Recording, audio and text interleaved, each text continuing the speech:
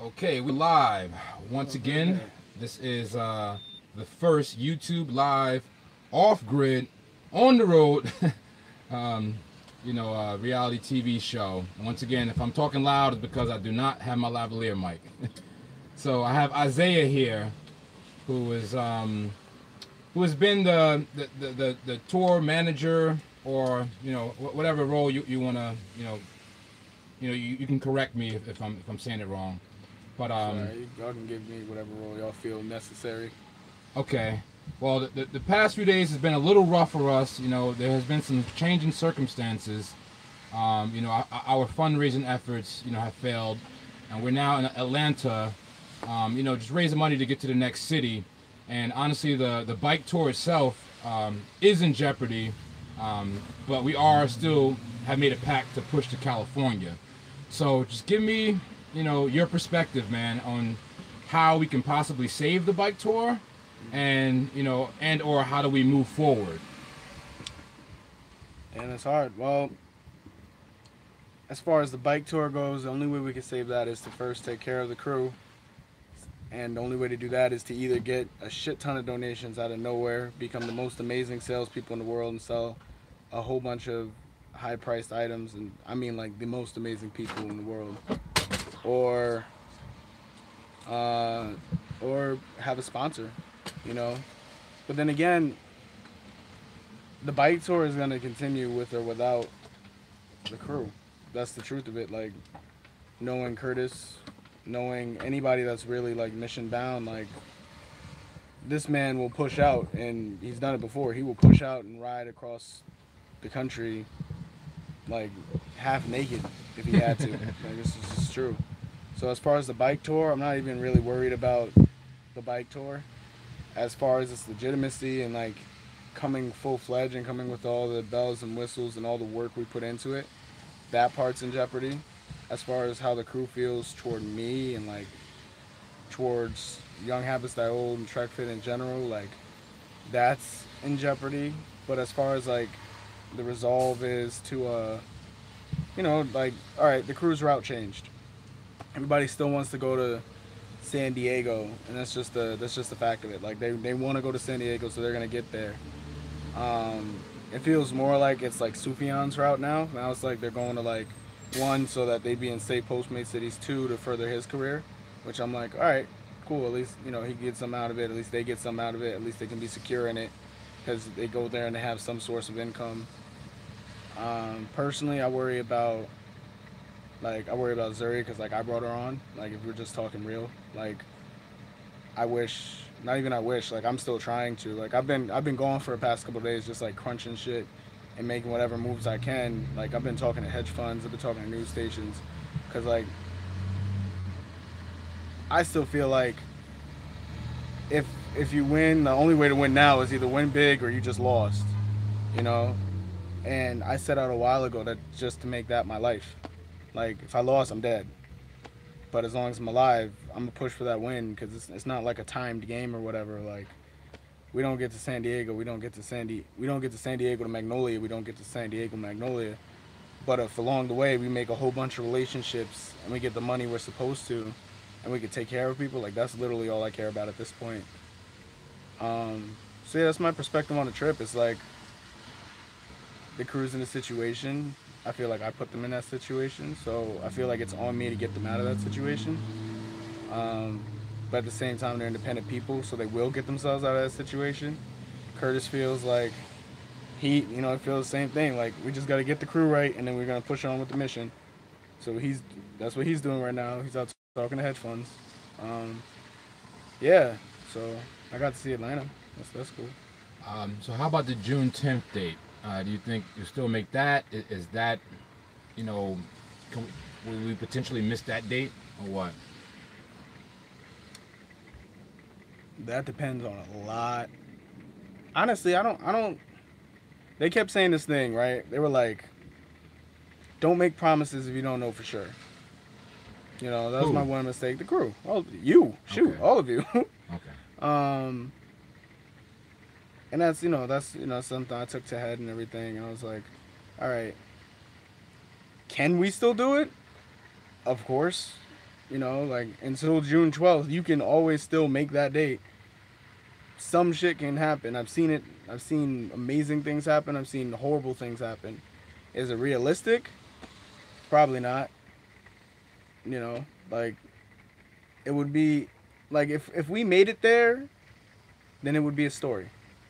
All stories like this are like that. You know, it wasn't supposed to happen. That's why people are looking. You know, it's not supposed to be easy. It's not supposed to be, you know, on like it's not supposed to be cut and dry like this works.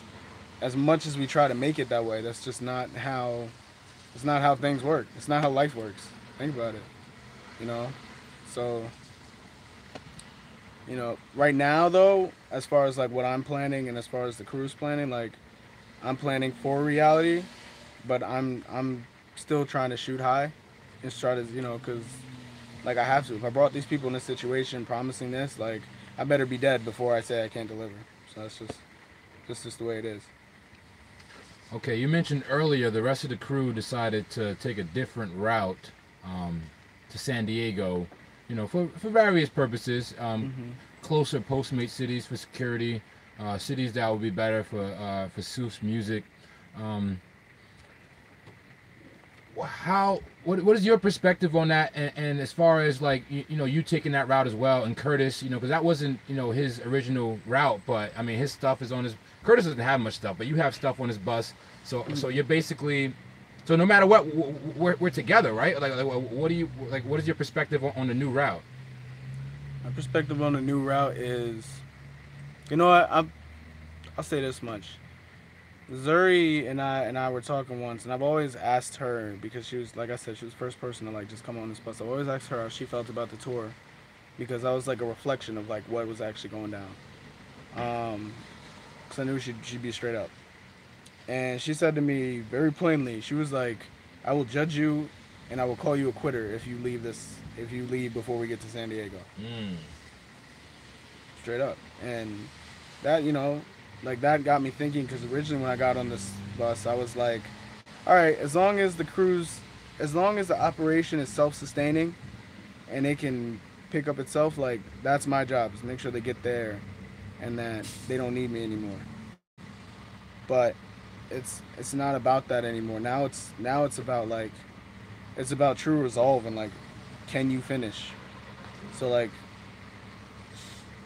we're in Atlanta. Like my whole family's, like most of my family's down here. Like last night, I spent the night with my family and just seeing people. I didn't even know I had this much family. I'm holding babies and shit, like just like happy. And it's like, do I go back into the woods for another 2 weeks to 3 months? You know, because by the time you get to Atlanta, you gotta like wait and regain yourself, and the route is gonna be inevitably longer. Like 2 weeks to 3 months by the time we get to Atlanta, or like, and then start a whole new life in San Diego, and start a whole new life in San Diego. Do I nest down? Do I try to complete this mission that I set out to do? Because like beyond the crew, there's promises to other people. Like I promised Magnolia we would be there, and they'd get a workshop. There's promises in Dallas and shit. So are we together? That's, I think. I think we are. Most likely we are. I don't think that I don't think I would leave the tour. But under what circumstances? Oh, also, my girlfriend did buy a ticket to California for June 14th. So I also have a personal reason to like make it there by a certain time and have a place for her to stay. And She like, purchased that before we left. yeah, so Okay. her her ticket's bought. And even then, like I told her, like by the end of this, like I'm gonna come out of this a winner, and I'm gonna come out of this with everything that we need. Like I had a goal, 100 clients. Like I still want that. I had a goal to these people get there and that their businesses. I said I still want that. So right now I'm like I'm taking the time to make a calculated move, and now taking the lesson I learned of only promising what you can actually deliver at that moment, to see what I can deliver to obtain a certain goal. So that's where I'm at. And if it's not favorable for me, fuck it. Like If everybody gets what they need and everybody's good, I'm straight. All right, so I should have asked you this question first. This is a loaded question. So how did this whole thing unravel, to this point? And is there anything you learned personally, or like what do you take from it? How did we get to this point? You know, Um, how did the miscommunication between you and Deshaun? Like what dynamics, do you think? I guess I learned the same lesson that the crew, that I guess I accidentally taught the crew. Make people put up first, because what happened was I put up money in belief that Deshaun and Curtis would come out. I still kind of believe that with the story and everything, like donations have come in, like I've seen them get money in, and I still think the tour and the overall vision, like I believe in the actual vision, could be sponsored, and could be funded on a grand scale. I just think that it wasn't timed well. So I guess I learned, one, plan way beforehand, like a year. Two, don't put your own money into something unless somebody else is putting it up first, and that they have enough to cover you the entire way. Three, tell people to shut up. I've learned that. Like, there's been a whole bunch of times I should just have told people to shut up and chill, and instead of like doing what makes people feel comfortable, like the mismanagement of the money, that was totally my fault. Like there was like a good $200 or $300 that was spent on just comfortability, on trying to make things happen instead of just doing what needed to be done and spending money on advancement. Like there was money that was supposed to go in a social media budget that I spent on, because I was messed up too. I went through some shit during it, and I just didn't make some wise decisions. Like there was one night I sent everybody out drinking, dumb. The inverter. I mean, I thought like the inverter would be good, but like dumb, dumb stuff. You know. Um, Another thing is have a concrete way to make money that's proven. Don't go off of anything that's not proven yet. So if like I was like, all right, I'm gonna sell my t-shirts. Like I have to sell my t-shirts. This was a good way, just kind of like Sufjan was like, I'm gonna go out there and play music. And if I don't make money from playing music, now I know, you know. Um, but I should have made sure I had clients beforehand before I left. I should have made sure I had revenue coming in that could fund it throughout. And honestly, I should have made sure Trek Fit had a set revenue plan to fund this first. Like I did a lot of things, not in writing too. I did a lot of things for them that furthered the movement that, they should really have been responsible for. And I was like, just to make the movement happen, I was like, I'll put up what I have now. Like, you don't even have to pay me later. I'll just put up what I have now because I believe that we'll come out on top. I should have made everybody else put up, you know. And we didn't do that until like very later. And now, somebody just donated, so that's cool. We got some money, but like way more was put into securing what we needed up front, like seed capital, than everyone else put in. And everybody put in their time. Everybody put in a lot. But like that should just tell you, like what everybody else put in, like I've already put in like double that. And if everybody else feels that way, imagine how I feel. Like, and I fucked everybody else over. Like that's just like one thing on top of the other.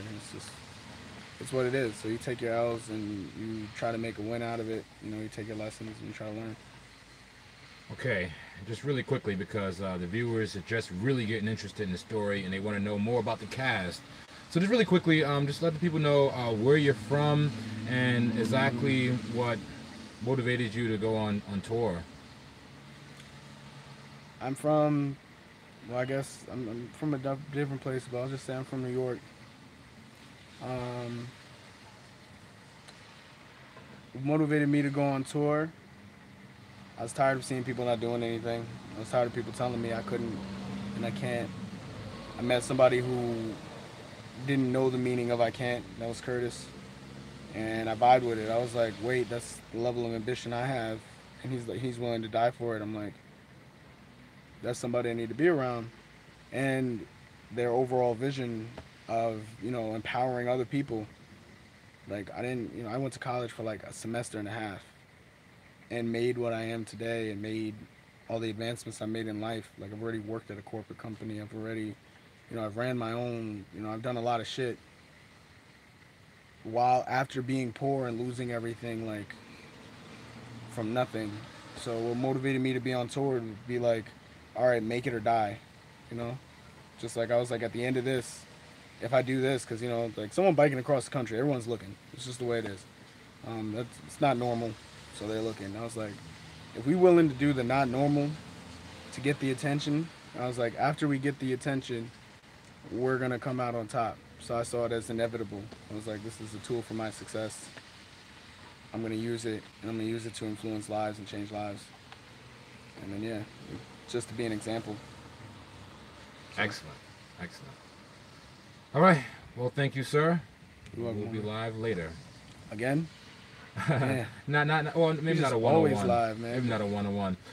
Once again, people, make sure you like, subscribe, comment. I am reading the comments, and I'll ask the crew any comments, any questions that you put in the comments. So, Oh, what was that other lady's name in the comments before? I don't know which one. I don't know, the video before. What did she like ask? Isaiah Corner.